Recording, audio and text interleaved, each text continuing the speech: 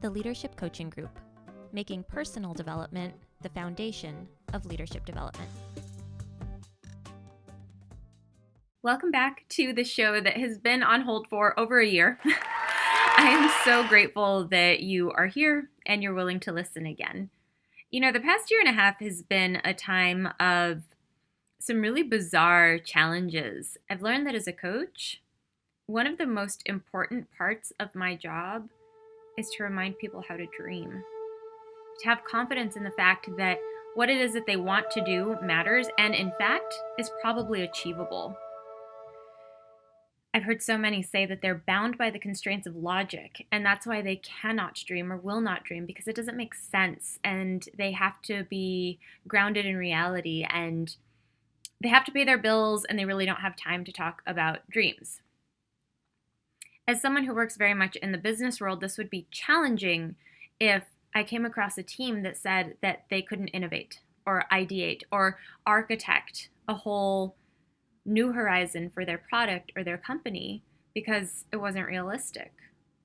The companies that have done that are the ones that we bring up as examples because they were successful for an amount of time and then they disappeared. So I don't think we want that for ourselves. Because of that fact, I really want to focus more of these conversations on self-care, connectedness, dreaming, things that are a little bit bigger than just Leadership 101, but that I think are still very, very relevant to leaders who are creating visions and missions and working side by side with people that are going to take the reins of the company and the next wave of employment in general.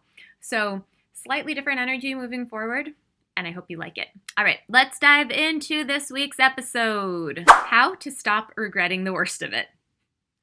Do you ever feel weighed down by regret? I'm talking about the feeling that won't go away after making a life-altering mistake.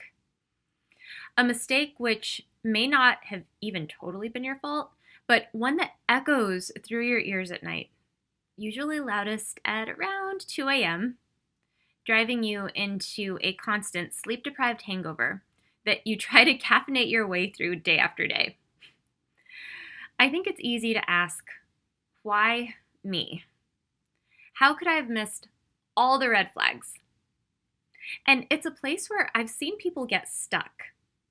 They get stuck in seeing more of the same, which bolsters their belief about things being wrong.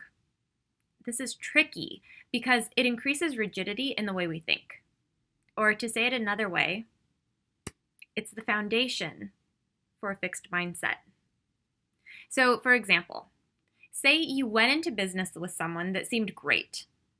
They stole your entire investment, left you bankrupt, and disappeared. You befriend other people who got completely taken advantage of in business, and you start to suspect that all investors are corrupt. Then you refuse to start another business because, now you know, the water is simply too dirty and you no longer wish to play in it. So I've experienced it, I've ruminated over it, and I see it happening over and over. Therefore, it is surely a truth, and it's a truth that limits me. Abraham Hicks says that a belief is just a thought that you keep thinking. So your belief system about yourself and your capabilities is really something that you reinforce over and over again with the thoughts you keep thinking. And regret, in and of itself, is a dangerous foundation to build that belief system on. Consider the types of thoughts and feelings that come with regret. Words like loss, sorrow, hate, and blame might come up. It's not a healthy place to ground yourself. However, if we're open to it, we can learn something, maybe even something huge from the situations that led to these feelings of regret. There's a Taoist lesson that says, the master concerns himself with the depths and not the surface, with the fruit and not the flower. Often there is something deeper we need to examine after any notable circumstance in our lives. For example, If we were brought up with a type of thinking that hasn't served us, we might need to stop and see if the regrettable circumstances in our lives came from the depths of the negative thinking that we were brought up with, and if they're surfacing as undesirable circumstances. This might have come from a parent who never did well financially.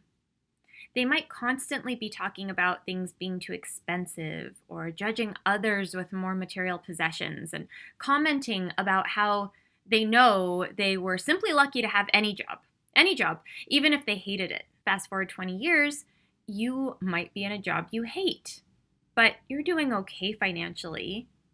So you think you're lucky to have this job because you're scared of living in scarcity. The circumstance is the job you hate. Exploring the depths of your circumstance, you might find negative thoughts about work or scarcity from your parents or caregivers. The people that decide to be the trailblazers and the cycle breakers in their family have deep work to do. Retraining our brains to think differently, which therefore allows us to act differently, is noble work, but it is work. When we were young, we were in many ways being programmed by our upbringing to see, speak, and live in certain ways. Then we're drawn to people, not exclusively, but to some extent, with similar thoughts and actions, which only reinforce the patterns that we know. If we want to stop repeating the cycles that we and maybe our family have been living, we have to change.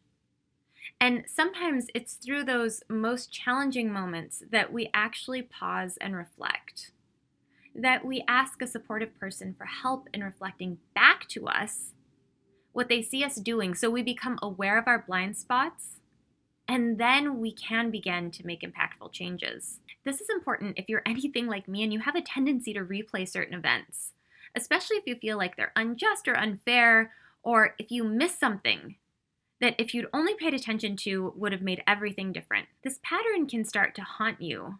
You might even say it can plague you, and in fact, it can make you sick. But with a reframe, it doesn't always snowball quite so quickly. Think about when you were learning to ride a bike or ice skate or even just walk as a baby.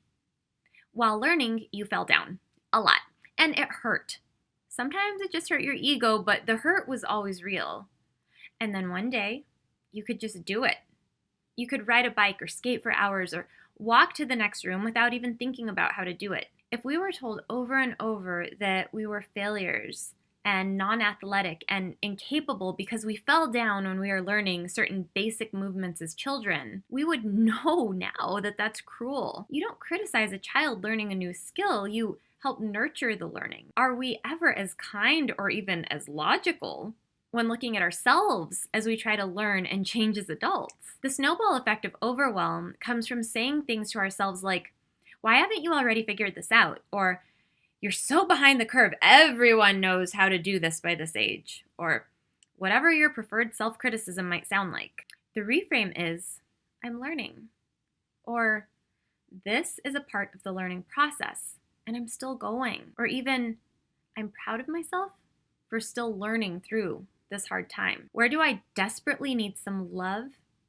And where do I need some learning?" It seems so much more natural to beat up on ourselves, but it feels so much more comforting to approach our deep work with an understanding that we need deep love, and we are on a road of learning. It was Horace that said, "Adversity has the effect of eliciting talents, which in prosperous circumstances might have lain dormant."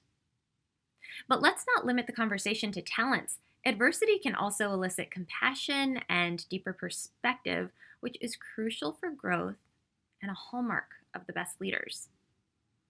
So when you're in a time of regret, try to first meet yourself with compassion, love, and curiosity about what skill you might need to develop.